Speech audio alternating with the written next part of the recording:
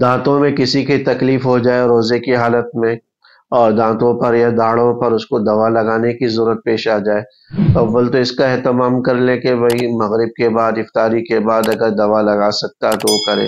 لیکن اگر سخت تکلیف ہو تو روزے کی حالت میں بھی داڑھ میں دوا لگا سکتے ہیں، تاہم یہ اہتمام ضروری ہوگا کہ وہ دوا حلق کے اندر نہ جائے اور داڑھ کے اندر ہی ہو، باہر تھوک دی جائے، اس کو اگل دیا جائے، اس کو جو ہے نا باہر اگل دیا جائے۔